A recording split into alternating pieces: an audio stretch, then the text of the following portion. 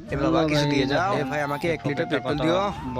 কত 1 লিটার? হ্যাঁ ভাই আচ্ছা ঠিক আছে দিচ্ছি। ভাই কিছু দাও না এই গরিবকে, সকাল থেকে না খেয়ে রয়েছি। আরে মাফ করো ভাই, খুচরা নেই এখানে। খুচরা টাকা কে চাইতেছে ভাই? 100-200 টাকা দিয়ে দিলে হয়। কি 100-200 টাকা কি কোথাও গাছে ধরে নাকি? আরে টাকা যদি গাছে ধরতো তাহলে কি আমাদের ফ্রিতে দিয়ে দিত? আর আমও তো গাছে ধরে, ওটাও কি আমাদের কেউ ফ্রিতে দেয় নাকি? আরে ভাই যা যা, আমার এখানে টাইম নষ্ট করিস না ভাই। দেখে নিও ফকিরকে ফিরে দিচ্ছ, তোমার বড় ধরনের কোনো ক্ষতি হবে। এই তোমার সমস্যা কি বুঝলাম না। এ ভাই কিছুই না, তুমি টাকা দিবে নাকি? দাও। এখানে যা এখান থেকে নাও ভাই, তুমি এখানে পেট্রোল ঢেলে দাও।